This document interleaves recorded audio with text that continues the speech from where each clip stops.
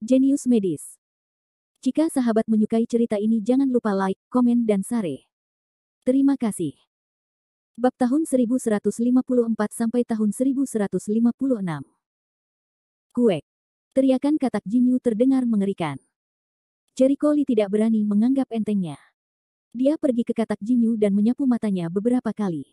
Kemudian dia melihat rumput berduri ungu. Dia menariknya keluar dan melemparkannya ke Xiao Huang. Xiao Huang, ambil benda ini ke dalam mulutnya dan pimpin katak Jinyu itu. Begitu ia menyerangmu, ia segera membutuhkan rumput indah ini untuk membunuhnya. Harus ada penawarnya di setiap tempat yang terdapat racun kuat. Seperti halnya di dekat sarang ular, pasti ada sesuatu yang menahan bisa ular tersebut. Inilah hukum alam dan keseimbangan aturan alam. Kalau ada racun pasti ada yang bisa didetoksifikasi. Sebaliknya, jika tidak ada detoksifikasi dan racunnya menyebar, maka alam tidak akan ada dalam waktu lama. Rerumputan yang indah merupakan musuh alami katak giok, walaupun disentuh sedikit saja akan langsung lumpuh. Xiao Huang menganggukkan kepalanya dan bergegas menuju katak Jinyu yang berjarak 200 meter dengan rumput indah di mulutnya. Kuek. Ketika katak Jinyu melihat seekor anjing datang ke bawah pohon, dia langsung menjadi bermusuhan dan bersiap untuk menyerang. Sangat cepat, melompat dari pohon, seperti anak panah tajam ke arah Xiao Huang. Xiao Huang segera melompat untuk menghindar. Jelas ia jauh lebih pintar dari katak Jinyu. Meskipun katak Jinyu sangat berbahaya, jelas ia tidak membuka kecerdasannya sama sekali. Ia hanya bertindak berdasarkan naluri biologi. Begitu serangannya gagal, katak Jinyu bersuara beberapa kali dan berbaring di tanah menatap Xiao Huang. Suara mendesing. Xiao Huang berlari dan melemparkan rumput indah di mulutnya ke katak giok. Muncul.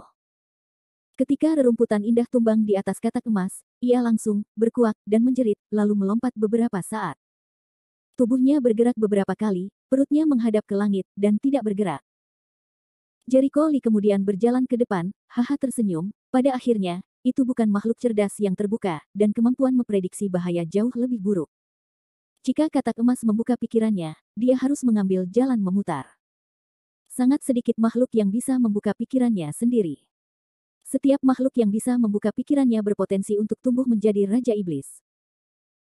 Jericho Lee mengeluarkan sebuah kotak brokat dan melapisinya dengan beberapa lapis rumput berwarna-warni. Kemudian dia mematahkan beberapa cabang dari pohon terdekat dan mengambil katak giok itu. Namun, ketika dahan tersebut baru saja menyentuh katak giok, ia menemukan bahwa dahan tersebut terkikis dengan cepat. Dia terkejut dan berkata, sungguh racun yang kuat. Jika bukan karena rumputnya yang indah, dia tidak akan berani melemparkan katak emas ke dalam kotak brokat. Rumput warna-warni memiliki ketahanan alami terhadap toksisitasnya, sehingga dapat dimasukkan ke dalam kotak brokat tanpa masalah. Tidak perlu khawatir dengan korosi dan perforasi pada kotak brokat. Setelah mengumpulkan kodok emas, ia mengumpulkan kodok emas dan rumput indah di sampingnya.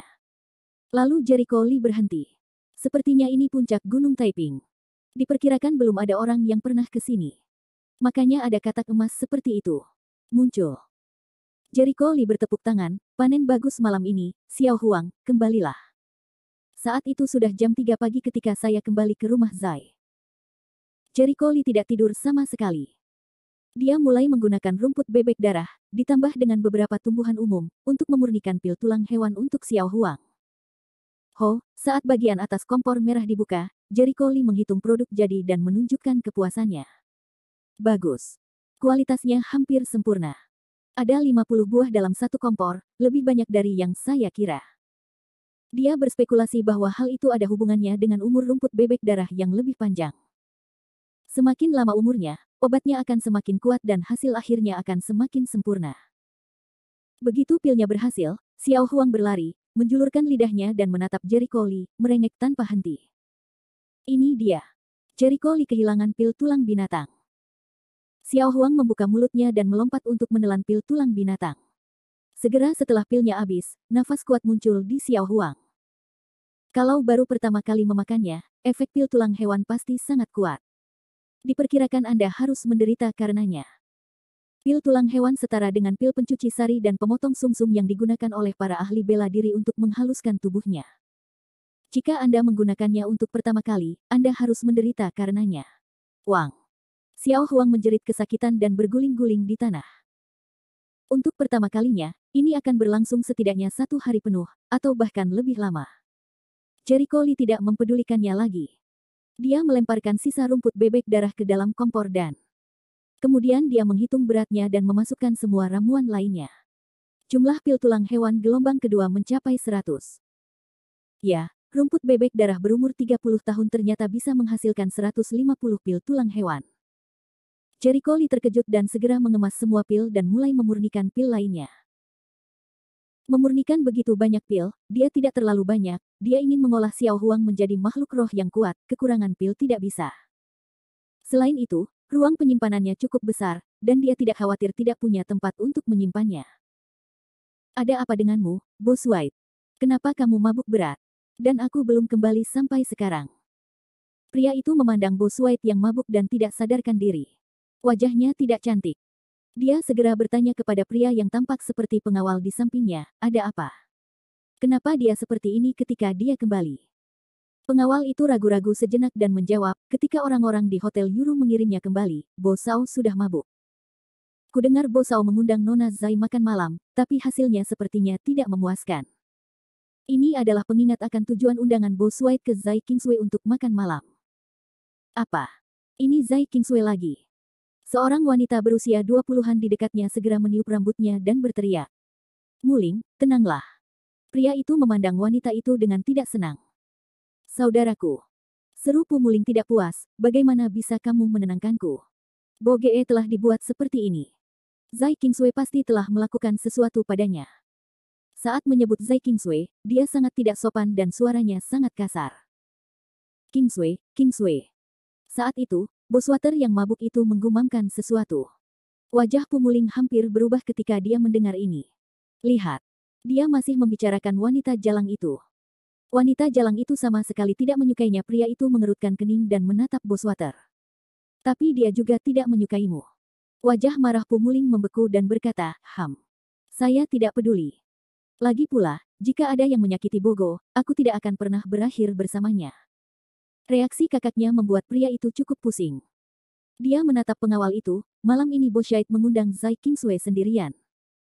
Dia berpikir bahwa Zai Kingsway seharusnya tidak bisa membuat Bos White mabuk berat.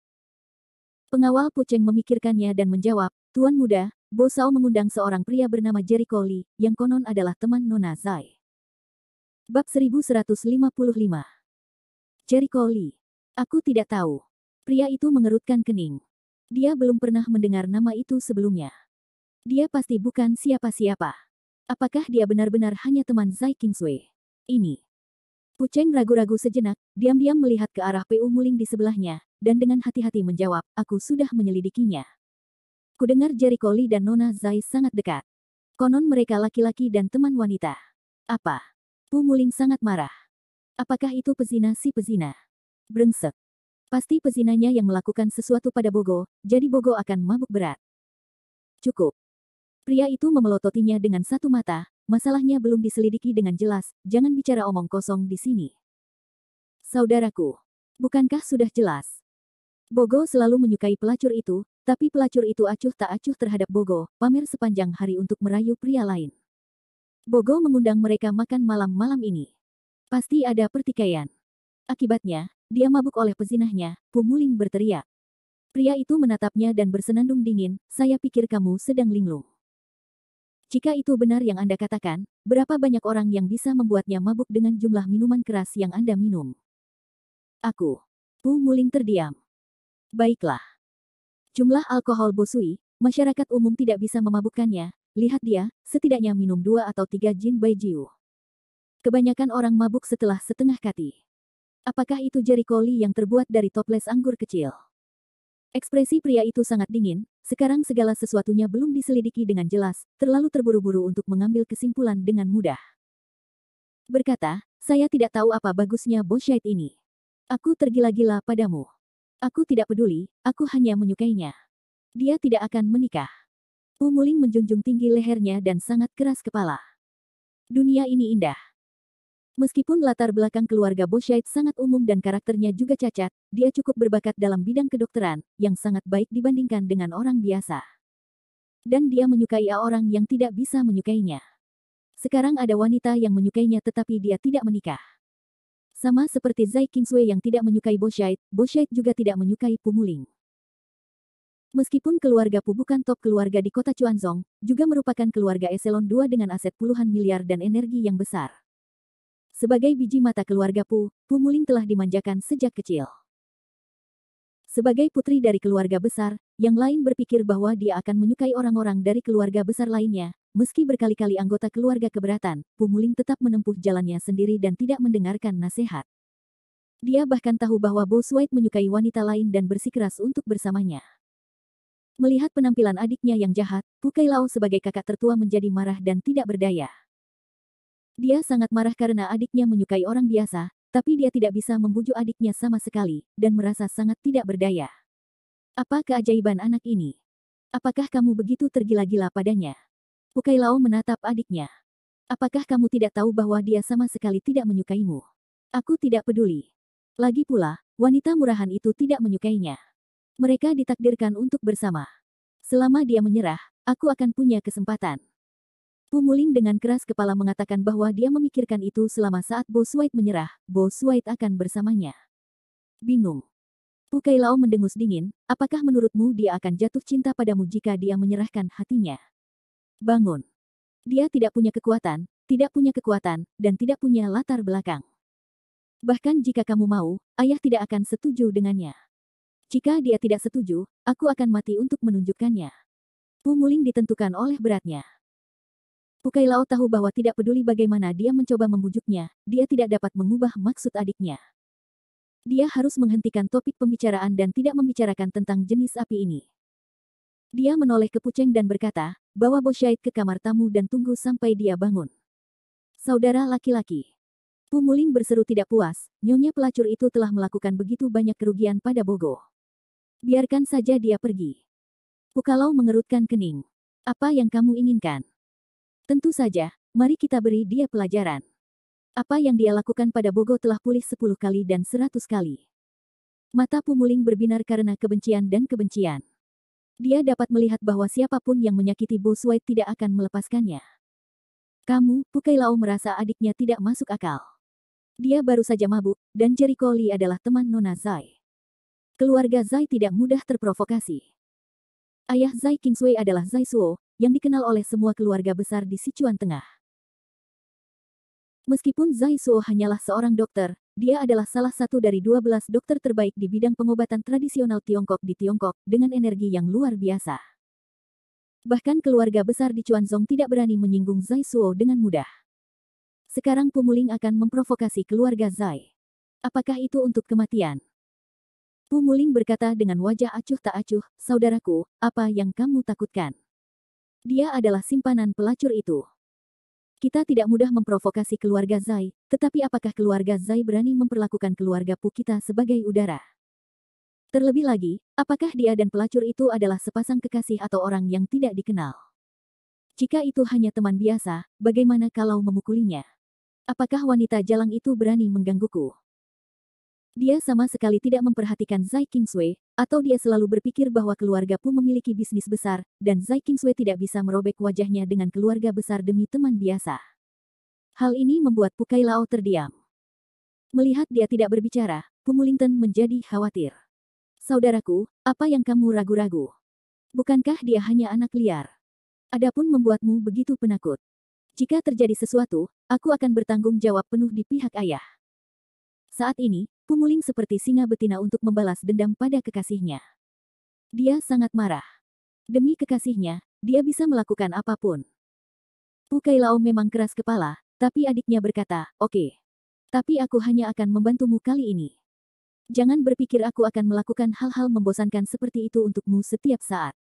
Wajah Pumuling penuh kegembiraan. Bagus, terima kasih, saudaraku. Jangan terlalu pagi. Pu Kailao melambaikan tangannya dan menoleh ke arah Puceng di sampingnya. Terserah kamu. Carilah beberapa orang untuk memberi pelajaran pada anak itu. Tapi ingatlah untuk tidak berselisih dengan dokter. Zai dan Nona Zai, jangan melakukannya di depan mereka, tapi lakukan tanpa siapapun. Selain itu, jika anak itu aneh, kamu bisa memanggil bantuan. Bab 1156.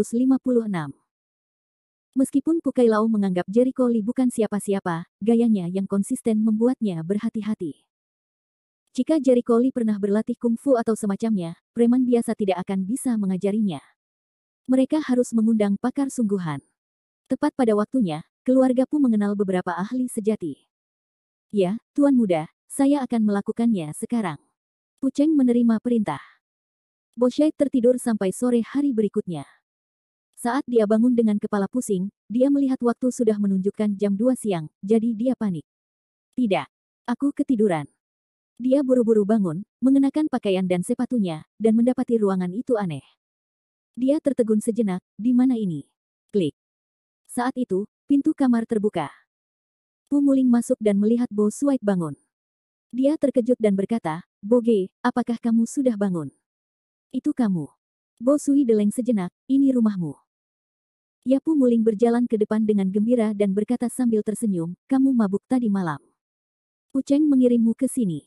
Menurutku kamu terlalu mabuk, jadi aku membiarkanmu tinggal di rumahku sebentar. Apakah kamu lebih baik sekarang? Adalah. Bo Shai sedikit terkejut, tiba-tiba melambat, tidak. Ini sudah larut. Saya harus pergi ke laboratorium penelitian sesegera mungkin. Saya belum menyelesaikan proyek saya. Dia tidak pernah terlambat, dan akan pergi ke laboratorium tepat waktu setiap hari untuk melakukan eksperimennya. Akibatnya, dia ketiduran karena mengundang Jericho Lee dan Zai Kingsway makan malam kemarin dan minum banyak anggur. Saat ini, kepalanya masih pusing dan bengkak, dan dia khawatir apakah dia dapat melakukan penelitian dengan baik di laboratorium. Tadi malam kamu minum banyak sekali, apa kamu tidak istirahat? Pu Muling memandangnya dengan cemas. Dia pikir dia bisa bergaul dengannya untuk sementara waktu.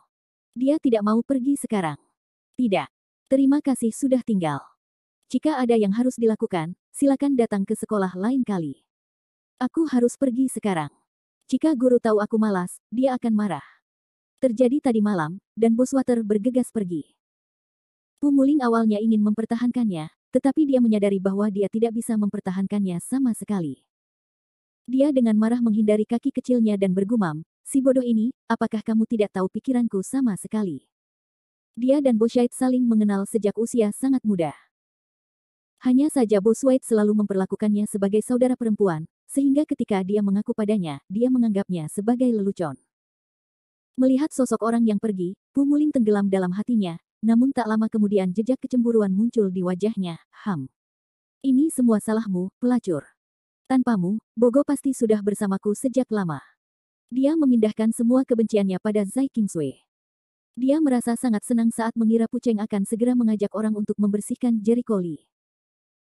Di sini, Bo Suait datang ke sekolah dengan tergesa-gesa, lalu pergi ke laboratorium dan menemukan bahwa Zai Suo sudah ada di dalamnya. Mengapa hari ini sangat larut? Zai Suo melihatnya dan bertanya dengan suara yang dalam. Aku ketiduran. Bo Suait tentu saja tidak berani berbohong, karena dia mengundang Zai Kingsway makan malam tadi malam. Zai Suo baru saja bertanya pada Zai Kingsway untuk mengetahui apakah itu benar atau tidak. Jika dia berbohong, kesan Zai Suo akan buruk. Yah. Aku tahu alasan kenapa kamu terlambat. Lain kali jangan minum terlalu banyak. Sekalipun kapasitasmu bagus, minum akan mengganggu kesehatanmu. Zai Suo tidak memperlakukannya dengan kasar. Tadi malam, putrinya memberitahunya tentang situasinya. Aneh kalau Bo Suait tidak terlambat karena mabuk berat. Terima kasih guru. Bo Shai merasa lega. Mari kita mulai eksperimennya. Sekarang adalah momen kritis, dan kita akan mendapatkan hasil. Semakin kita tidak bisa bersantai saat ini, apa kau mendengarku? Zai Suo mengingatkanku dengan suara yang dalam. Saya mengerti. Baiklah, kamu bisa melakukan percobaan di sini. Aku harus pergi ke kelas. Jika terjadi sesuatu, kamu bisa meneleponku. Guru yang baik. Zai Suo meninggalkan laboratorium dan datang ke gedung pengajaran Departemen Pengobatan Tradisional Tiongkok. Jericho Lee juga mengikuti kelas yang sama. Setelah setengah kelas, Zai Suo menerima panggilan darurat. Dia harus menghentikan sementara pengajarannya. Kelas hari ini, saya tidak bisa melakukannya. Tiba-tiba ada pasien di pihak saya. Situasinya sangat kritis. Baiklah, saya akan mengubah waktu untuk kelas ini. Petik 2 tanda tanya petik 2. Jericho Lee terkejut dan bertanya, pasien macam apa itu? Masih belum jelas, tapi dikatakan bahwa situasinya sangat serius, dan kondisi medisnya relatif buruk di daerah berikutnya, kata Zai Suo sambil berkemas. Jangan ikuti aku kali ini. Aku perkirakan akan memakan waktu setidaknya 1 atau 2 hari. Kamu baru saja menyelesaikan prosedur masuk hari ini. Kamu tidak bisa pergi. Jericho Lee berkata, oh, dan mengangguk. Awalnya, dia sangat ingin ikut bersenang-senang, tetapi karena Zai Suo tidak membiarkannya pergi, dia tidak bisa mengikutinya. Tentu saja, sejujurnya, dia punya banyak hal yang harus dilakukan 2 hari ini, dan dia benar-benar tidak bisa pergi. Setelah kelas usai, Jericho Lee tidak ada pelajaran apapun, jadi dia kembali ke rumah Zai. Zai Qingsui sedang beristirahat di rumah saat ini. Ketika dia melihatnya kembali, dia terkejut dan berkata, mengapa kamu kembali begitu cepat? Di mana ayahku? Paman Zai menerima panggilan darurat, mengatakan bahwa tiba-tiba ada pasien yang membutuhkannya untuk mengambil alih. Dia bergegas ke sana dengan tergesa-gesa. Jawab Jericho Lee. Oh, jadi, Zai Qingsui mengangguk sembarangan. Jericho Lee tertegun, bagaimana reaksimu begitu tenang? Bukankah kamu seharusnya bertanya pasien seperti apa kamu? Hal ini membuat Zai Qingsui menjadi pucat pasi, ayah saya biasanya menemui lebih banyak pasien, saya tidak peduli dengan semuanya. Seringkali, pasien gawat darurat datang menemuinya, dan dia memiliki energi untuk berlarian. Aku tidak suka berlarian seperti ini. Betapa lelahnya aku. Mendengar ini, Jericho Lee tidak bisa tertawa atau menangis. Ternyata Paman Zai sering dipanggil. Itu tidak benar. Lagi pula, semua anggota asosiasi TCM di Sichuan Selatan ingin meminta bantuannya. Dia adalah presiden asosiasi TCM, jadi tentu saja dia harus berbuat lebih banyak. Zai Qingsui menjawab dengan santai. Presiden Asosiasi Pengobatan Tiongkok. Jericho Lee terkejut hingga mengangkat alisnya. Dia ingat bahwa ada asosiasi TCM di semua tempat, tetapi ada yang sama, ada yang independen. Namun semuanya didirikan oleh beberapa asosiasi TCM lokal terkenal, yang biasanya bertanggung jawab atas banyak urusan di bidang medis. Nah, di selatan Sichuan, ayah saya adalah satu-satunya dokter suci yang bergabung dengan Asosiasi Pengobatan Tiongkok, jadi kami selalu meminta bantuannya. Zai Qingsui berdiri dan menggeliat, sepertinya butuh setidaknya 2 hari untuk keluar kali ini. Saya harus berbicara dengan ibu saya. Dia pergi ke pintu dapur dan berteriak, Bu, ayah telah dipanggil keluar lagi.